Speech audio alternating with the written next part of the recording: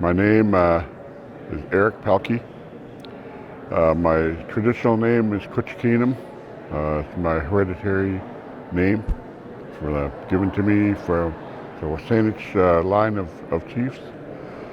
Uh, I am here representing the Wasanich Leadership Council. I am actually from Sayout here. This is my village, and the village where our chieftainship originates from. Well, the relationship between Sayout and herring is that it's a foundation food for us, a food that our people need to live. Um, uh, it's also a food that has to do with our health. Our elders tell us that we need herring in our system.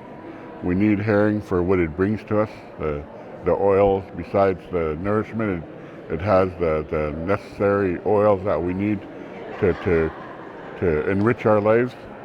And also herring is a food that we use for gathering. Uh, Not only coming together to gather the roe, but also it's a food that we use in the winter gatherings of our people in our longhouses that supports our culture.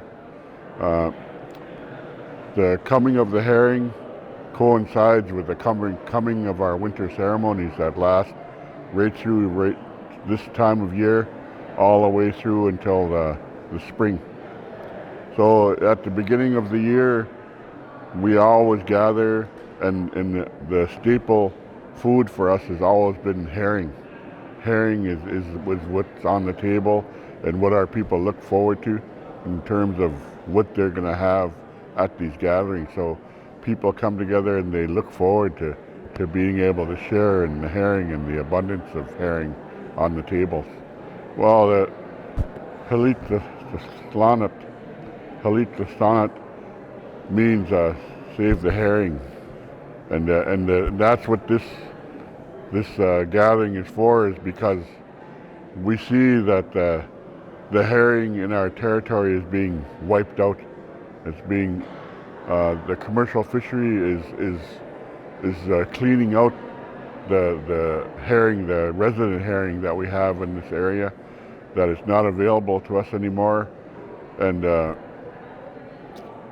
we don't want to see it disappear from our territory and from our lives. We want to see it have a chance to resurge in its existence.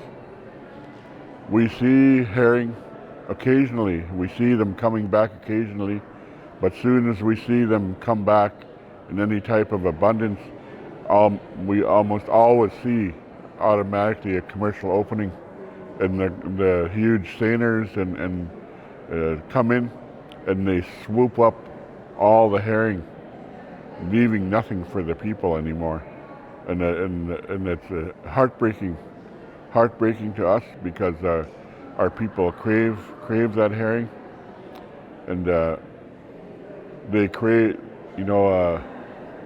My cousin earlier was talking about the smoked herring. Smoked herring was one of those staples that traditionally carried our people through the winter. They catch herring, then they put them in their smokehouses and smoke them, and those herring would preserve just about forever.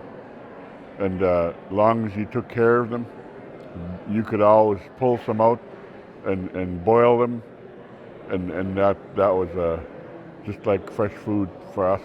So the herring and was not only available at the time of capture of the herring, but also carried us through the winter as a food source. Well, I think it's gatherings like this are so valuable because of the networking that can happen. We can find out what's going on in other areas and what we can do to support those actions that are going on, and have support from other areas to come down and support us and what we want to do. We want to save the herring. We want to see it in the future for our children, and we want to learn from the other people what they're doing there, what they've found, what kind of information might be valuable to us, and also the things that we need. The things that we need in order to begin some type of action or begin some kind of practice or some type of a project to start to help the herring to resurge.